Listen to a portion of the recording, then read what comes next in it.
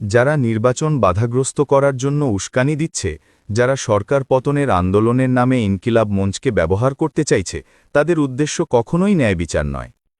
আন্দোলন করে অশান্তি তৈরি করা যায়, রাস্তায় উত্তেজনা ছড়ানো যায়, কিন্তু আন্দোলন দিয়ে ন্যায় বিচার প্রতিষ্ঠা করা যায় না। ন্যায়ের জন্য ধৈর্য ধরে অপেক্ষা করতে হয়।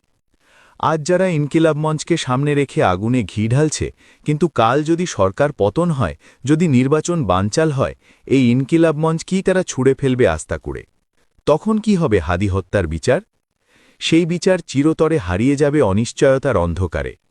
ন্যায় বিচার পেতে হলে দরকার ধৈর্য, আইনের প্রতি আস্থা এবং সাংবিধানিক প্রক্রিয়ার প্রতি সম্মান।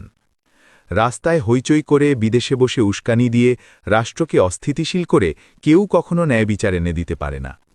আজ স্পষ্ট করে বুঝে নিতে হবে, হাদি হত্যার বিচার চাই মানেই নির্বাচন বানচালের ষড়যন্ত্রে যুক্ত হওয়া নয়, বরং ন্যায় বিচারের পথ রক্ষা করতে হলে গণতন্ত্রকেই শক্তিশালী করতে হবে। দুঃখজনক সত্য হল, বিদেশে বসে কিছু ব্যক্তি যেমন ইলিয়াস ও পিনাকি উস্কানিমূলক বক্তব্য দিয়ে দেশকে অস্থিতিশীল করার চেষ্টা করছে। যাদের বিরুদ্ধে জনপরিসরে অভিযোগ রয়েছে, তারা আসলে ভিন্ন শক্তির স্বার্থে কাজ করছে। এমনকি ভারতের এজেন্ট হিসেবেও তাদের ভূমিকা প্রশ্নের মুখে। এই উস্কানি কারও বিচার এনে দেবে না, বরং দেশকে ঠেলে দেবে গভীর সংকটে। মনে রাখতে হবে, শক্তিশালী গণতান্ত্রিক সরকার ছাড়া আধিপত্যবাদের বিরুদ্ধে কেউ লড়তে পারে না। নির্বাচন ছাড়া, গণতন্ত্র ছাড়া ন্যায় বিচার কেবল স্লোগান হয়, বাস্তবতা নয়।